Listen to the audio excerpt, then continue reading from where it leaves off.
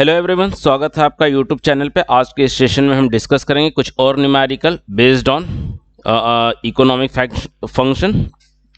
तो चलिए शुरू करते हैं कि क्वेश्चन क्या है। क्वेश्चन कहता है the demand D and price P are express by a relationship 5d plus 8p equal to 80। ये एक रिलेशनशिप है डिमांड डी और प्राइस के पी के बीच में।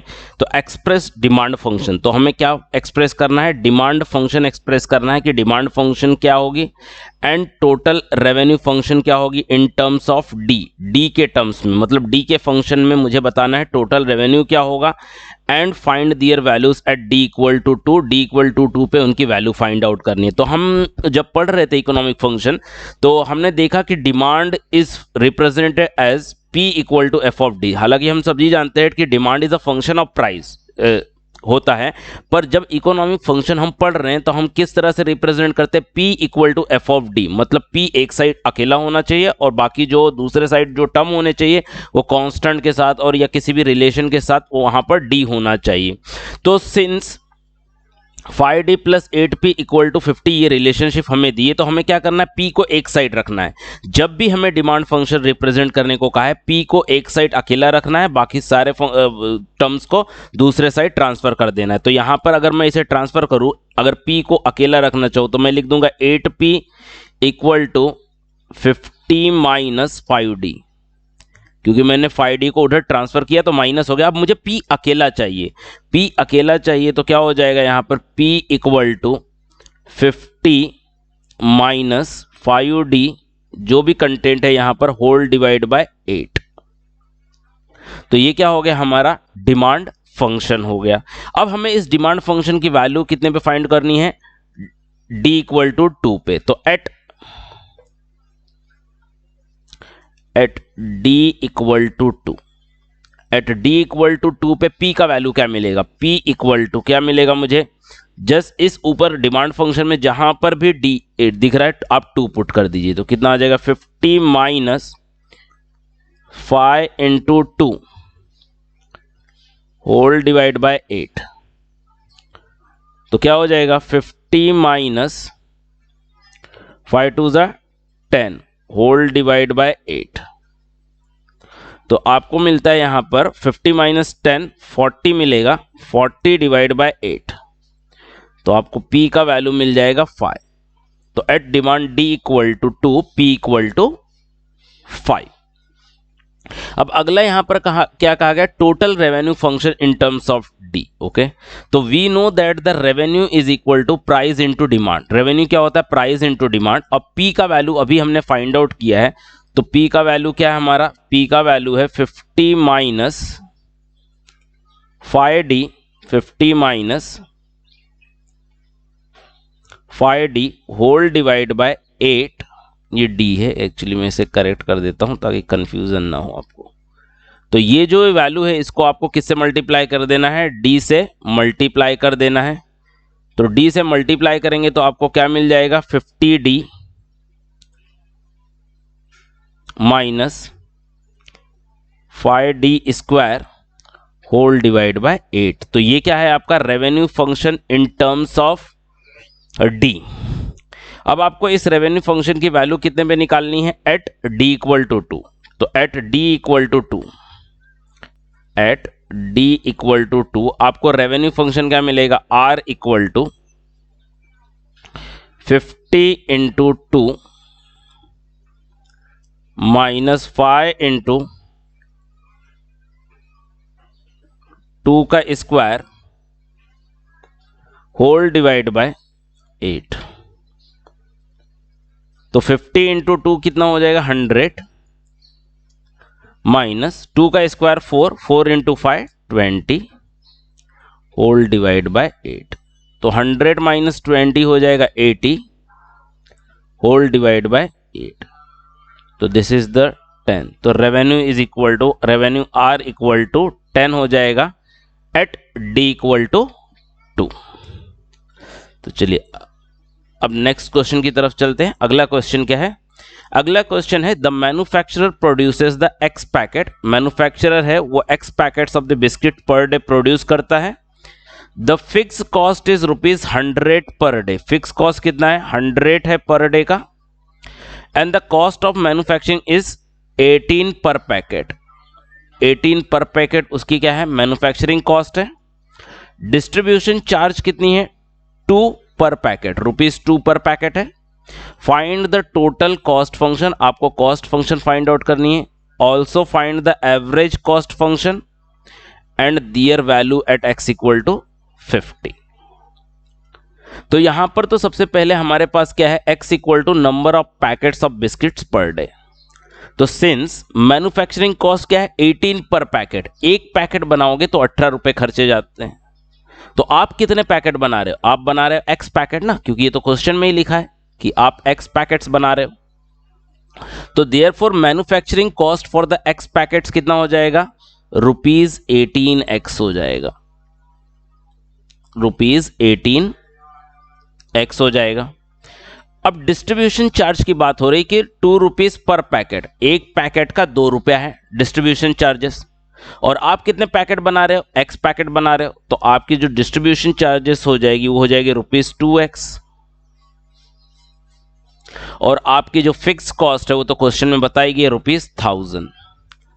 तो देयरफॉर टोटल कॉस्ट क्या होता है? हमें पता है टोटल कॉस्ट होता है fix cost plus variable cost. अब वेरिएबल कॉस्ट क्या होगा? वेरिएबल कॉस्ट मतलब ये वाले कॉस्ट, ये 18x वाले कॉस्ट जो हमारे पैकेट्स के हिसाब से चेंज हो रहे हैं, और ये डिस्ट्रीब्यूशन वाले कॉस्ट जैसे जैसे नंबर ऑफ पैकेट्स चेंज होते रहेंगे ये चेंज होते रहेंगे। तो हमारा फिक्स कॉस्ट क्या आ जाएगा यहां पर? 1000। ये तो हमको क्लियरली क्वेश्चन में ही दिया हुआ है। प्लस वेरिएबल कॉस्ट में क्या आ जाएगा? 18x कौन सा? हमारा मैन्युफैक्चरिंग वाला कॉस्ट, प्लस 2x हमारा कौन सा?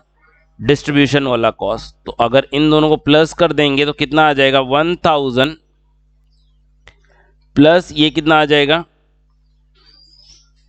20x। तो ये क्या हो जाएगा? हमारा टोटल कॉस्ट, जिसको हम टीसी भी लिख सकते हैं। अभी हमें एक पॉइंट कहा गया कि इन टीसी या एवरेज कॉस्ट है, सॉरी एवरेज कॉस्ट या टोटल कॉस्ट जो भी है, इसकी वैल्यू आपको x इक्वल टू 50 पे फाइंड आउट करनी है। तो देयरफॉर टोटल कॉस्ट, ओके, तो यहीं पर मैं लिख देता हूं at x equal to 50। x equal to 50 पे टोटल कॉस्ट क्या हो जाएगा?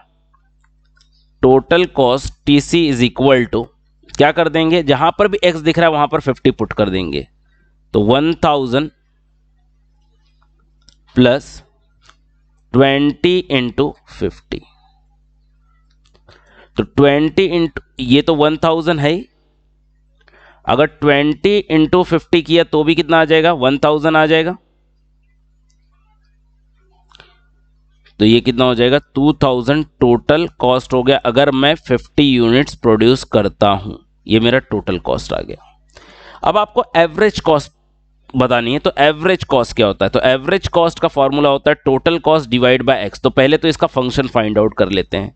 तो फंक्शन क्या हो जाएगा हमारा? 1000 plus 20x whole divide by x। Okay, अब सेपरेट कर लेते हैं इसको। तो क्या आ जाएगा? 1000, सॉरी ये 10,000 लिख दिया मैंने। 1000 whole divide by x plus 20x divide by x। तो x और x तो क्या हो जाएगा हमारा? कैंसिल हो जाएगा। तो क्या मिलेगा मुझे? 1020, इसको लिख देता हूं पहले, कांस्टेंट आगे लिखता हूं, 20 प्लस 1000x।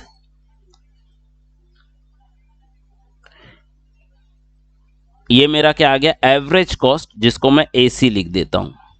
ये मेरा एवरेज कॉस्ट आ गया। पर इस एवरेज कॉस्ट की वैल्यू भी तो निकालनी है ना मुझे। इस एवरेज कॉस्ट की वैल्यू निकालनी है कितने पे? सेम वही x इक्वल टू कितने पे? 50 पे। तो एट x इक्वल टू 50 क्या आ जाएगा मेरा? Average cost AC equal to, जहां पर भी x दिख रहा है वहां पर क्या कर देंगे? 50 पुट कर देंगे। तो 20 प्लस 1000 डिवाइड बाय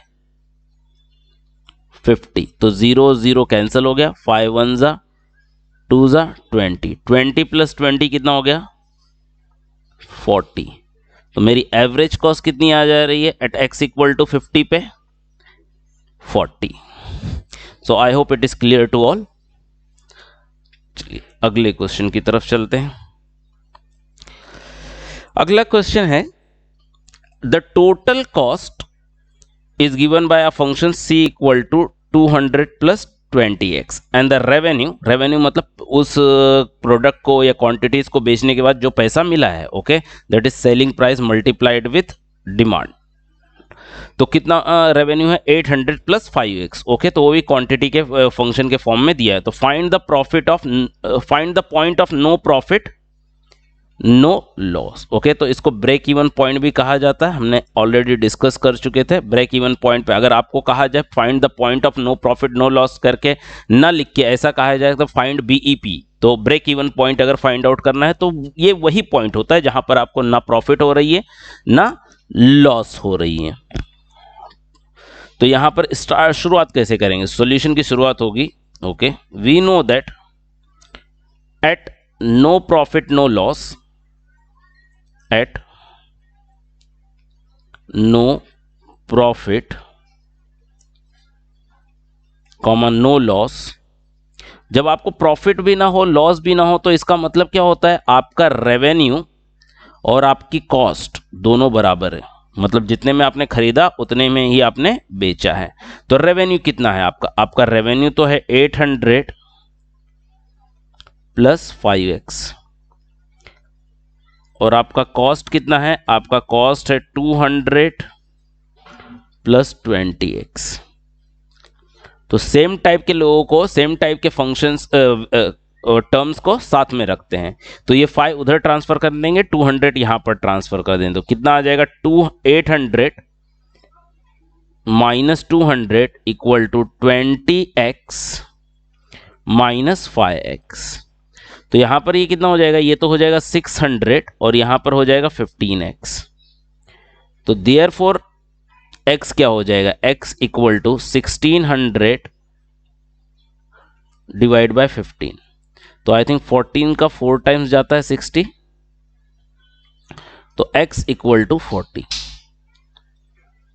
ओके तो मतलब अगर आप 40 क्वांटिटीज प्रोड्यूस करते हैं तो आपको ना प्रॉफिट होगा ना लॉस होगा। मतलब in order to gain the profit, अगर आपको प्रॉफिट कमाना है then you have to produce at least 40 या 40 से ज्यादा प्रोडक्ट आपको प्रोड्यूस करने पड़ेंगे अगर आप प्रॉफिट कमाना चाहते हो। तो अगर आप 40 से कम प्रोड्यूस करोगे तो आपको प्रॉफिट होगा ही नहीं, आपको लॉस ही लॉस होगा। अगर आप 40 प्रोड्यूस करते हो तो आपको नो प्रॉफिट नो लॉस होगा। I hope it is clear to all. फिर एक और क्वेश्चन देखते हैं इसी बेसिस के ऊपर।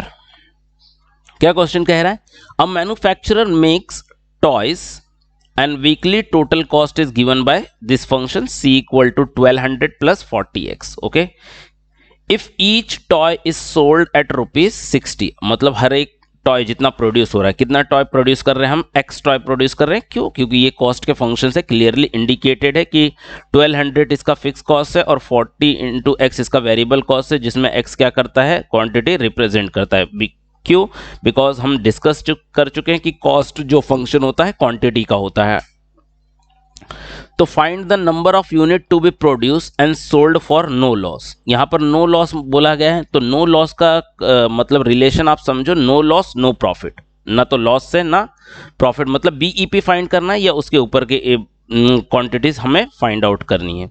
तो if each toy is sold at ₹60, अगर हर टॉय 60 रुपए में बेचा जाता है और आप एक्स टॉय प्रोड्यूस कर रहे हो ओके तो आपका रेवेन्यू कितना हो जाएगा, 60x हो जाएगा। तो यही स्टेटमेंट से स्टार्ट होगी इस प्रॉब्लम का solution. Since each toy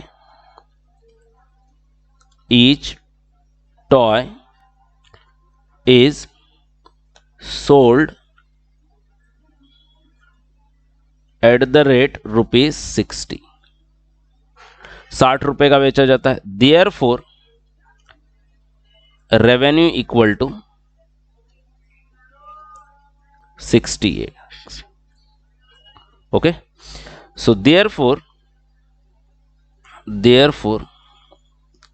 for no loss,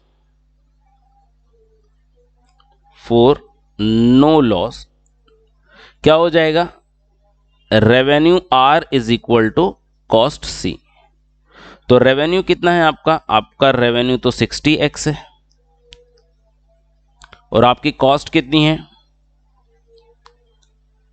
1200 plus 40x, ये कॉस्ट है। तो 40 को यहां पर ट्रांसफर कर देते हैं क्योंकि सेम टाइप के टर्म्स को साथ में रखना है। तो 60x minus 40x equal to 1200।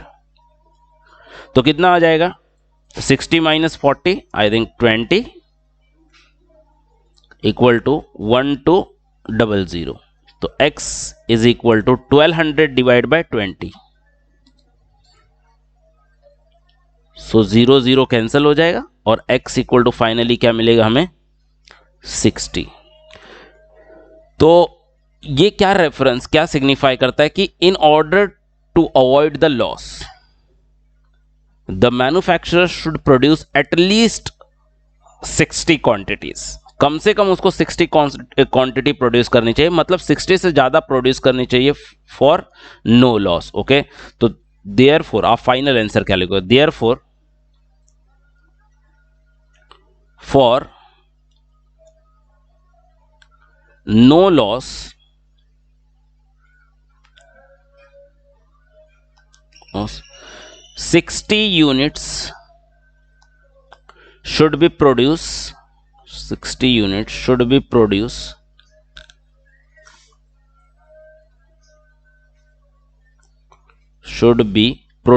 and sold। अगर लॉस को अवॉइड करना है तो 60 यूनिट्स उसने प्रोड्यूस करना चाहिए और सोल्ड करना चाहिए। इसी का अगला क्वेश्चन है, इसी में सब क्वेश्चन है। क्या कहता है सब question, if the selling price SP is increase by 10%, मतलब जो सेलिंग प्राइस अभी 60 है उसको अगर 10% से इंक्रीज कर दे तो सेम वही चीज फाइंड आउट करने को कहा जा रहा है, find the number of unit to be produce and sold to ensure no loss. Okay, तो इसकी शुरुआत कैसे होगी, since selling price is increased bye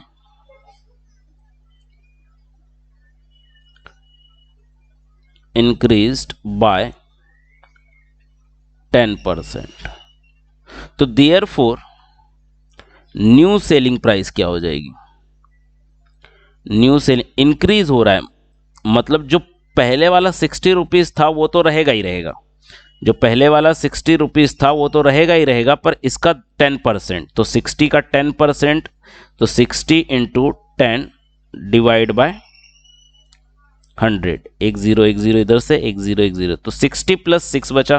तो न्यू सेलिंग प्राइस कितनी आ गई, ₹66। ओके, तो देयरफॉर रेवेन्यू कितना हो जाएगा, देयरफॉर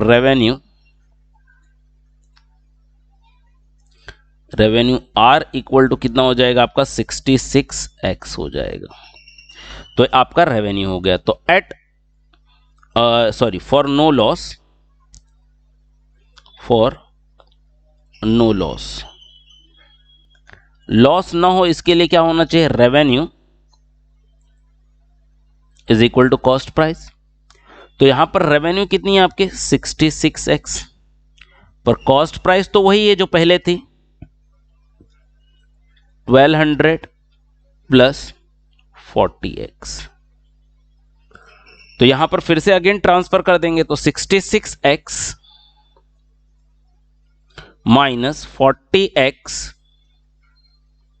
इक्वल टू 1200। तो 66 माइनस अगर आप 40 करोगे तो आपको मिलेगा 26x equal to 1200।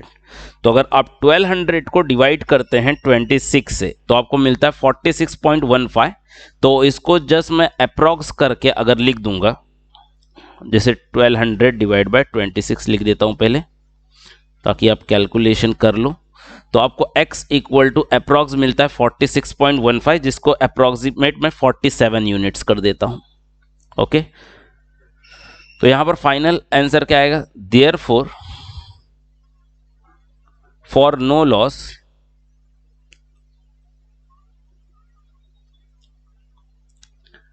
for no loss 47 units should be produced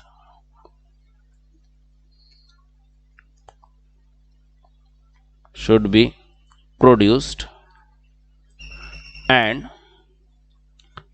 sold। चलिए अब अगले इसी का एक और सब क्वेश्चन है जिसको देखते हैं। तो क्वेश्चन क्या कह रहा है, if it is known in advance, आपको ये एडवांस में पता है that the weekly demand for the good will be 70, मतलब आपको ये पता है कि इस हफ्ते 70 गुड्स बिकने वाले, मतलब you know quantity, you know the demand.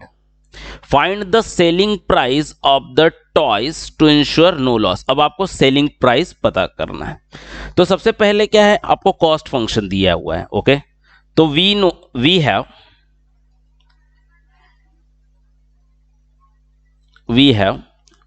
C equal to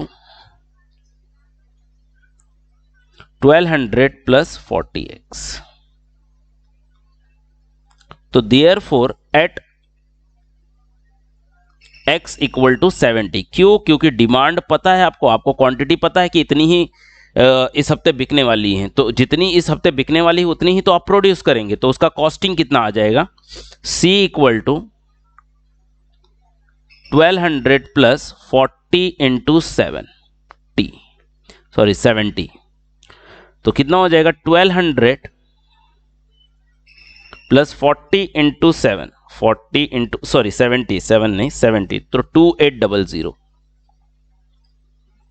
अब आपने 2800 प्लस 1200 को प्लस कर दिया, 2800 प्लस 1200 अगर आपने प्लस कर दिया आपको मिलता है C इक्वल टू 4000। मतलब पर्टिकुलर इस वीक में आपने 4000 की प्रोडक्शन कर रखी है। ओके, तो अब आपको सेलिंग प्राइस कितनी रखनी है, तो हमने सपोज कर लिया let x equal to selling price of toy, selling price of toy. तो देयरफॉर रेवेन्यू कितना हो जाएगा, therefore R revenue equal to क्या हो जाएगा आपका 70x हो जाएगा। क्यों? क्योंकि रेवेन्यू क्या होता है, प्राइस इनटू डिमांड। तो प्राइस तो आपने सेलिंग प्राइस x पकड़ ली, पर डिमांड तो आपको पता है ना कितना, सॉरी मैं इसको सेलिंग प्राइस को y पकड़ लेता हूं क्योंकि आप कंफ्यूज हो जाओगे नहीं तो सेलिंग प्राइस को y पकड़ लेता हूं क्योंकि ऊपर भी x है, तो 70y। तो r इक्वल टू 70y पकड़। क्यों? क्योंकि रेवेन्यू क्या होता है, प्राइस इनटू डिमांड। तो डिमांड तो दी हुई है कि 70 यूनिट्स प्रोड्यूस होने वाले हैं, और y आपका क्या हो गया, सेलिंग प्राइस हो गया, तो प्राइस p। तो एट नो लॉस, अब क्या बोल रहे हैं, नो लॉस पे चलना है। तो एट नो लॉस